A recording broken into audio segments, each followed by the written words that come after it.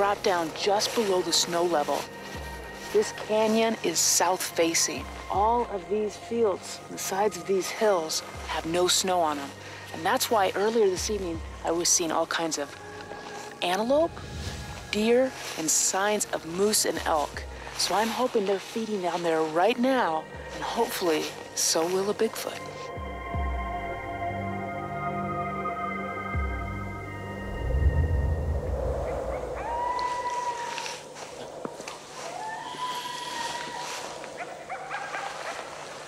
This place is great. I haven't made any calls, and I've already got coyotes firing off down here in this valley.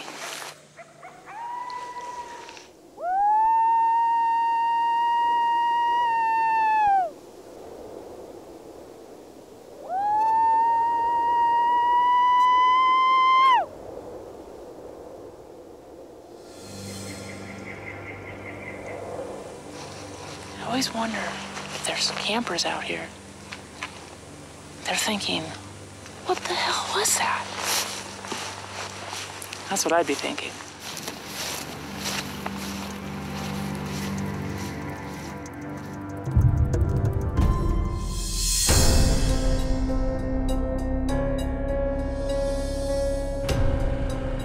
We're on our way to meet up with Renee. While our investigations with the witnesses didn't yield any really hot spot or a concentration of activity, we did learn some things about the Sasquatches here in Montana. They're staying right below the snow line just like they do in other places, like the Sierra Nevada mountains, for example. They're also kind of bold, which is unusual for Sasquatches because they're usually timid animals. But that might not be the case here. So hopefully Renee's found a spot where we can maybe stumble across one of these bolder Bigfoots. Hey, guys. What's up, Renee? This is one camping trip I didn't want to end. No grizzly took a bite out of you? No, and I'll tell you what, I'd gladly stay out here longer.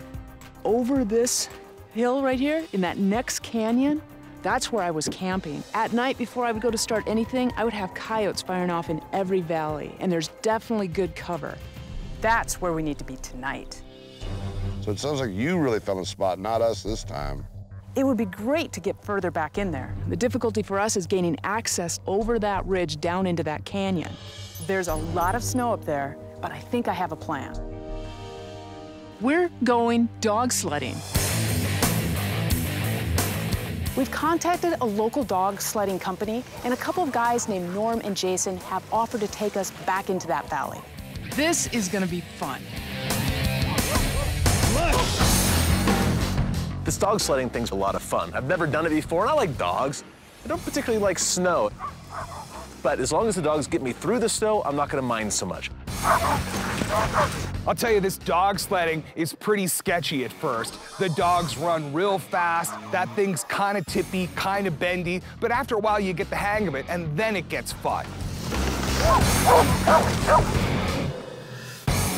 That's the valley that we want to get into. Oh, it's beautiful. This is a great spot right here. Fantastic. Thank you, we would have never got up here. Thanks, Norm. While Renee was up here, she saw tons of deer and elk, and we know Squatches follow these herds. Well, should we put this deer together? Yeah, let's do it. So tonight we're gonna set up a deer decoy. But with a twist. Perfect. Okay. Not perfect yet. Now it's perfect. Bobo pulls out of his pack this huge Ziploc full of meat. He wraps it over this deer decoy, and it's the craziest looking thing that I've seen. It's a deer meat coat. Who does this remind me of? Lady Gaga. Hey. It's got antlers. It's Mr. Gaga. I feel pretty good about this plan. And just in case the Squatch comes by when we're not here, we got some trail camps set up. We're good. Good luck.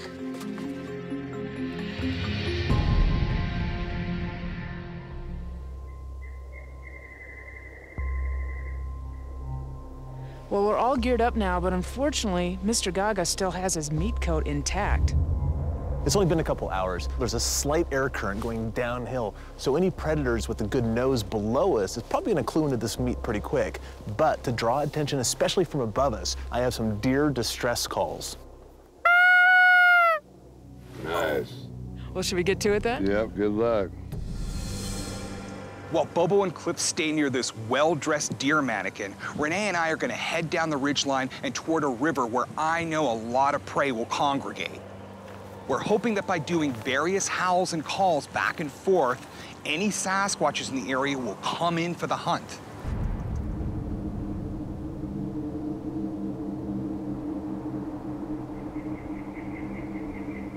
I think Senor Gaga in Spanish should be Senor Jaja. You are correct, sir. Correctamundo. Renee for Bobo? Yeah, Renee, come in. Well, Matt and I got ourselves to the end of this trail. The stars are twinkling, and Matt is dying to do a call. Roger that, we're listening.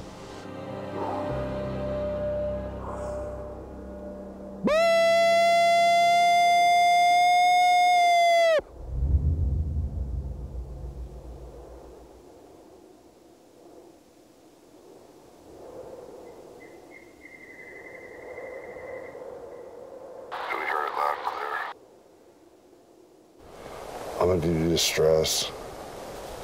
Copy that.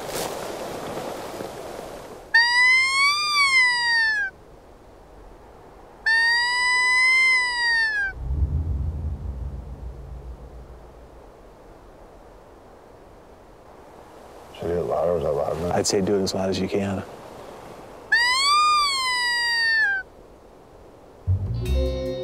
Bobo, we're not hearing anything over here. I think we're upwind of you. They're definitely upwind of us. You're positively upwind of us. That's how I like to make it be when I'm dealing with you, Bobes.